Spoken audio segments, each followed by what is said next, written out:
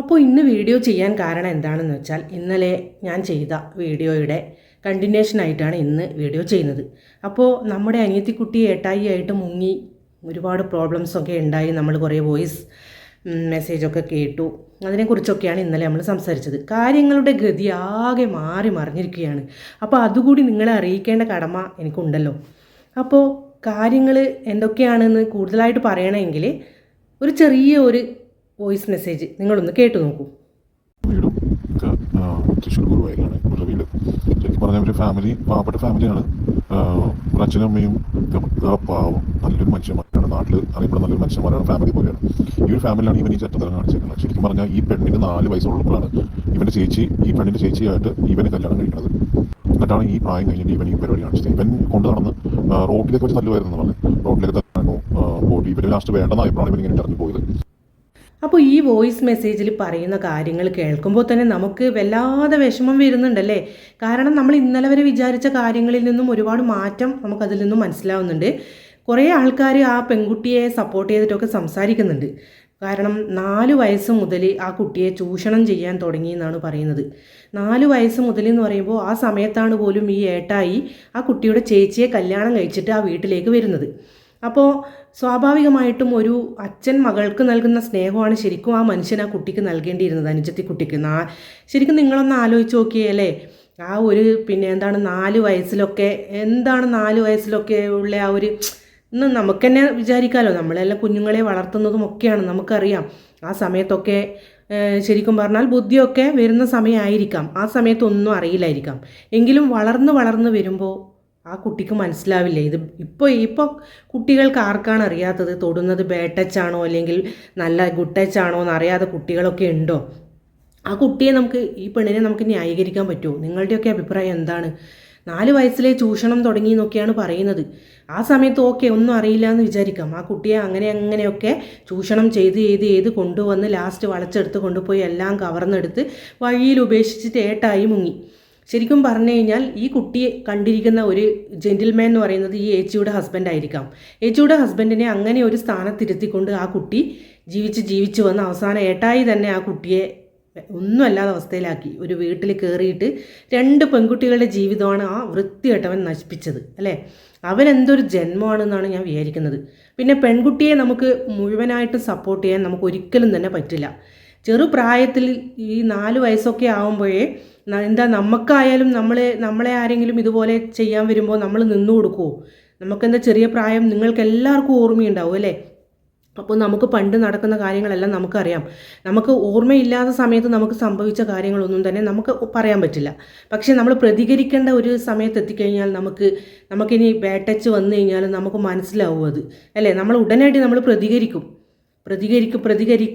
ഏത് പെൺകുട്ടികളായാലും പ്രതികരിച്ചിരിക്കണം. നമ്മളെ തൊടുന്നതിൻ്റെ ഇത് നമുക്ക് മനസ്സിലാക്കാനുള്ള കഴിവില്ലെങ്കിൽ പിന്നെ പറഞ്ഞിട്ട് കാര്യമില്ല. പെൺകുട്ടികളോട് എനിക്ക് പറയാനുള്ളത് ഇത് ഗുഡ് ടച്ച് ആണോ ബാഡ് ടച്ച് ആണോ എന്ന് മനസ്സിലാക്കാൻ ഉള്ള കഴിവ് എല്ലാ പെൺകുട്ടികൾക്കും ഉണ്ടായിരിക്കണം. ഇതുപോലുള്ള ഏട്ടായിമാർ കൂടുതൽ എത്ര പെൺകുട്ടികളാണ് ഇന്ന് ഇതുപോലെ ചവറ്റുകൊട്ടയിലേക്ക് എറിയപ്പെടുന്നത് നിങ്ങൾക്കറിയാം. ചെറുപ്രായത്തിൽ ഒന്നും അറിയാതെ ഇതുപോലെ ഒരുപാട് പീഡനങ്ങളും അതും ഇതും സഹിച്ച്. പക്ഷേ കുറച്ച് പ്രായത്തുമ്പോൾ ആ കുട്ടിക്ക് മനസ്സിലാവുമല്ലോ എന്തായാലും. ഇപ്പം എന്താ ഈ 22 വയസ്സായ കുട്ടിക്ക് അറിയില്ലേ? ഇനി എന്താ അനുഭവിച്ചിട്ടുണ്ടെങ്കിലും സ്വന്തം ചേച്ചി വിചാരിച്ചെങ്കിൽ അവൾക്ക് വേറൊരു ജീവിതം തിരഞ്ഞെടുത്തൂടെ? എടുക്കാമായിരുന്നു. കല്യാണച്ചക്കനെയും ചതിച്ചിട്ടാണ് അവൾ ഈ ഏട്ടായിൻ്റെ കൂടെ ഇറങ്ങിപ്പോയത്. അപ്പോൾ അവളെ ഒരിക്കലും ന്യായീകരിക്കാനൊന്നും പറ്റില്ല. ഒരിക്കലും ന്യായീകരിക്കാൻ പറ്റില്ല. ഗുരുവായൂർ അമ്പല നടയിലൊക്കെ ഭ്രാന്തിയെ പോലെ പോയി ഇരുന്നു എന്നൊക്കെയാണ് പറയുന്നത്. കാരണം ഏട്ടായി കഴിഞ്ഞ് പോയപ്പോൾ എന്താ ചെയ്യേണ്ടതെന്നൊന്നും കുട്ടിക്ക് മനസ്സിലായിട്ടുണ്ടാവില്ല. അപ്പോൾ എന്തായാലും അത് കുറച്ച് അനുഭവിച്ചേ പറ്റൂ. എന്തായാലും ചേച്ചിയെയും 3 മക്കളെയും ഒക്കെ ഇങ്ങനെ തേച്ചിട്ട് പോകാൻ നിന്ന അനുജത്തിയെ എന്ത് തന്നെ അനുഭവിച്ചിട്ടുണ്ടെങ്കിലും 4ാമത്തെ വയസ്സിലും ആയാലും അവൾ അനുഭവിച്ചിട്ടുണ്ടെങ്കിലും അവളെ സപ്പോർട്ട് ചെയ്യാനൊന്നും ഒരിക്കലും പറ്റാത്ത കാര്യം തന്നെയാണ്.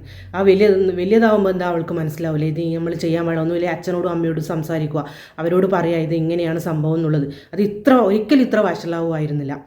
അപ്പോൾ നമുക്ക് ആ കുട്ടിയെ വീട്ടിലേക്ക് കയറ്റിയിട്ടുണ്ടെന്നുള്ള ഒരു ചെറിയ ക്ലിപ്പ് കൂടി നമുക്ക് കിട്ടിയിട്ടുണ്ട്. യൂട്യൂബിൽ നിന്ന് തന്നെ കിട്ടിയിട്ടുണ്ട്.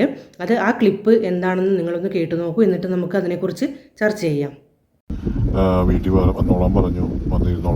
കാരണം സ്വന്തം അച്ഛനപ്പം അമ്മയ്ക്കാണെങ്കിലും വേദനിക്കൂലേ എന്തും പിള്ളേർ തെറ്റ് ചെയ്താലും ആ ഒരവസ്ഥ. മക്കൾ എത്ര മോശക്കാരായാലും മാതാപിതാക്കൾ അവരെ തള്ളിക്കളിയില്ല എന്നുള്ള ഉദാഹരണമാണ് നമ്മളിപ്പോൾ കേട്ട ക്ലിപ്പ്. കാരണം ഈ കുട്ടി ആരുമില്ലാതെ ഈ പെണ്ണ് ഗുരുവായൂർ അമ്പലനടയിൽ ഇങ്ങനെ അനാഥയെ പോലെ നിൽക്കും, അനാഥാലയത്തിലേക്ക് പോയി എന്നൊക്കെയാണ് നമുക്കറിയാൻ കഴിഞ്ഞത്. അവസാനം വീട്ടുകാർ വീട്ടിലേക്ക് കയറ്റി എന്നാണ് നമുക്കിപ്പോൾ ഈ ക്ലിപ്പിൽ നിന്നും മനസ്സിലാക്കാൻ സാധിക്കുന്നത്. ഒരിക്കലും തന്നെ അവർക്ക് തള്ളിക്കളയാൻ കഴിയില്ല. കാരണം 2 മക്കളുടെയും ഭാവി ആ വൃത്തികെട്ട എന്താണ് അവനെ വിളിക്കേണ്ടത്, ഇവിടെ പരുഷമായ വാക്കുകൾ എനിക്ക് പ്രയോഗിക്കാൻ പറ്റാത്തത് കൊണ്ട് ഞാൻ വിളിക്കുന്നില്ല. അവൻ നശിപ്പിച്ചു ശരിക്കും പറഞ്ഞാൽ ഏട്ടായി. ഇത്ര കൊല്ലങ്ങൾക്ക് മുമ്പേ ആ വീട്ടിൽ കയറിയിട്ട് ആ അച്ഛനും അമ്മയും സാധുക്കളാണെന്നാണ് പറയുന്നത്. എങ്കിൽ കൂടി അവരുടെയും കൂടി ശ്രദ്ധ വേണമായിരുന്നു അല്ലേ, അവരും ശ്രദ്ധിക്കണമായിരുന്നു. ഒരു പെൺകുഞ്ഞാണ്, ചേച്ചിയുടെ ഭർത്താവാണെങ്കിൽ കൂടി നമ്മൾ ഇന്ന് അടുത്ത ബന്ധുക്കൾ തന്നെയാണ് എല്ലാ പീഡനത്തിൻ്റെയും മുന്നിലും നിരയിലും നമ്മൾ കാണുന്നത് അല്ലേ. ഇപ്പം എന്താണ് എല്ലാത്തിലും നമുക്ക് കാണാൻ പറ്റുന്നത് പുറത്തു നിന്നുള്ള ആൾക്കാരൊന്നുമല്ല, ബന്ധുവലയത്തിലുള്ളവർ തന്നെയാണ് പീഡിപ്പിക്കുന്നതും കൊലപാതകം നടത്തുന്നതും എന്ത് തന്നെ ആയാലും. അപ്പോൾ എന്ത് തന്നെയായാലും ആ മാതാപിതാക്കൾ ആ മകളെ വീട്ടിലേക്ക് കയറ്റിയെന്നാണ് അറിയാൻ കഴിഞ്ഞത്. ഇനിയും തന്നെ നല്ല രീതിയിൽ ജീവിച്ചാൽ അവൾക്ക് കൊള്ളാം. ഇനി വയറ്റിൽ എന്തെങ്കിലും ആക്കി വെച്ചിട്ടാണോ ആ കുട്ടി ഉള്ളതൊന്നും നമുക്ക് പറയാൻ പറ്റില്ല. അതാണോ ഇനി ഇറങ്ങിപ്പോയത്, ഏട്ടായി അതാണോ കൂട്ടി പോയതെന്നും നമുക്കറിയാൻ പറ്റില്ല. എന്തായാലും ആ വൃത്തികെട്ടവനെ അടിച്ച് കൊല്ലുവാണ് വേണ്ടത് ശരിക്കും പറഞ്ഞാൽ. ആ നാട്ടിൽ എനിക്ക് കയറാൻ വിടരുത്. നല്ല നാട്ടുകാരുണ്ടെങ്കിൽ അവനെ അടിച്ചൊടിച്ച് അവനെ ഏതെങ്കിലും മൂലക്കിടുവാണ് വേണ്ടത്. ഒരു വീട്ടിലെ 2 പെൺകുട്ടികളുടെ ജീവിതമാണ് ആ വൃത്തിയായിട്ടവൻ നശിപ്പിച്ചിരിക്കുന്നത്. അത് നമ്മൾ എല്ലാവരും നമുക്ക് ഇതൊക്കെ കേൾക്കുന്ന നമുക്ക് എല്ലാവർക്കും അവനോട് അത്രക്കും ദേഷ്യമുണ്ട്. പക്ഷെ എന്ത് ചെയ്യാനാണ് അല്ലേ, ഇതുപോലെയുള്ള ജന്മങ്ങൾ ഇനിയും ഉണ്ടായിക്കൊണ്ടിരിക്കും. അതാണ് നമ്മുടെ നാടിൻ്റെ ശാപം എന്ന് പറയുന്നത്. അധികവും അനുഭവിക്കേണ്ടി വരുന്നത് പെണ്ണുങ്ങൾ തന്നെയായിരിക്കും. പക്ഷേ പെണ്ണുങ്ങൾ കുറച്ച് ബുദ്ധി വെച്ചിട്ടുണ്ടെങ്കിൽ ഇതിലൊന്നും ചെന്ന് പെടില്ല. ഒരിക്കലും നമുക്ക് 2 പേരെയും സപ്പോർട്ട് ചെയ്യാൻ കഴിയില്ല. പെണ്ണിനെയും സപ്പോർട്ട് ചെയ്യാൻ കഴിയില്ല, ആ വൃത്തികെട്ടവനെയും സപ്പോർട്ട് ചെയ്യാൻ കഴിയില്ല. പക്ഷേ അവൻ ഒരുപാട് മുതലെടുത്തു ആ പെണ്ണിനെ. അതിനെ എനിക്ക് ആ പെണ്ണിനോട് ഒരു എന്താ പറയണ്ടേ, ഒരിത് തോന്നുന്നുണ്ട്. പക്ഷേ അത് തോന്നിയിട്ട് കാര്യമില്ല. കാരണം ഇത്രയും വയസ്സായിട്ട് അതൊന്നും മനസ്സിലാക്കാനുള്ള പക്വത അവൾക്ക് ഇല്ലെങ്കിൽ പിന്നെ അവൾ ഈ ലോകത്ത് ജീവിച്ചിരിക്കാണ്ടിരിക്കുന്നത് തന്നെയാണ് നല്ലത്. ഇനിയും തന്നെ അവൾ പഠിച്ചില്ലെങ്കിൽ പിന്നെ നമുക്കൊന്നും പറയാൻ പറ്റില്ല. അപ്പോൾ ഇതിൻ്റെ ക്ലൈമാക്സ് ഇപ്പോൾ ക്ലൈമാക്സ് എന്ന് പറയാൻ പറ്റില്ല, ഇത്ര വരെ എത്തി നിൽക്കുവാണ്.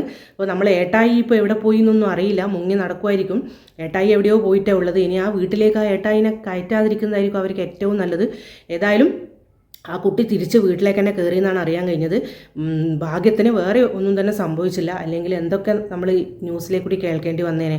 ആ പാവം മാതാപിതാക്കൾ എന്തായാലും ആ കുട്ടിയെ തിരിച്ച് വീട്ടിലേക്ക് തന്നെ കയറ്റിയിട്ടുണ്ടെന്നാണ് നമുക്ക് അറിയാൻ കഴിഞ്ഞത്.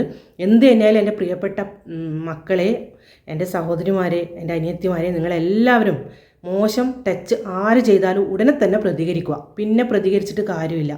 കാരണം നമ്മുടെ ജീവിതം എന്ന് പറയുന്നത് നമ്മുടെ കയ്യിൽ തന്നെയാണ്. അത് നമ്മുടെ കയ്യിൽ ഭദ്രമായിരിക്കണം. ഇനി അടുത്തുള്ള ആളായാൽ പോലും നമ്മളെ തൊടുന്നത് മോശം തരത്തിലാണെങ്കിൽ നമ്മൾ അതൊരിക്കലും അനുവദിച്ചു കൊടുക്കാൻ പാടില്ല. ഉടനെ തന്നെ അതിനുള്ള മരുന്ന് കൊടുക്കുക. അതുപോലെ തന്നെ വീട്ടിലുള്ളവരോട് പറയുക, ഇങ്ങനെ എനിക്കൊരു അനുഭവം നേരിട്ടിട്ടുണ്ടെന്ന്. എന്നാൽ വീട്ടുകാർ ഇടപെടും. പിന്നെ ഒരിക്കലും നമുക്ക് അങ്ങനെയൊന്നും അനുഭവിക്കേണ്ടി വരില്ല. അല്ലാതെ പൊത്തിവെച്ച് നാട്ടുകാരെ പേടിച്ചു എനിക്ക് അന്യ ആരാ എന്താ വിചാരിക്കുക എന്ന് വിചാരിച്ച് നിങ്ങൾ ആരോടൊന്നും പറയരുതെന്നുള്ള ആ ഒരു മാനസികാവസ്ഥ നിങ്ങൾക്ക് ഉണ്ടാവരുത്. എന്ത് തന്നെ ആയാലും നിങ്ങൾ വീട്ടുകാരോടോ ഒരു സുഹൃത്തിനോടോ നിങ്ങളുടെ അനുഭവം പങ്കുവയ്ക്കുക. ഒരാളെയും മോശമായ രീതിയിൽ നിങ്ങളെ തൊടാൻ വേണ്ടി നിങ്ങൾ അനുവദിക്കാതിരിക്കുക. അത്രയേ എനിക്ക് പറയാനുള്ളൂ. എന്ത് തന്നെയായാലും നല്ലൊരു വീഡിയോ ആയിട്ട് ഞാൻ അടുത്ത ദിവസം വരുന്നതായിരിക്കും. എല്ലാവർക്കും നല്ലൊരു ദിവസം ആശംസിക്കുന്നു. അപ്പോൾ മറക്കരുത് ലൈക്ക്, ഷെയർ ആൻഡ് സബ്സ്ക്രൈബ്.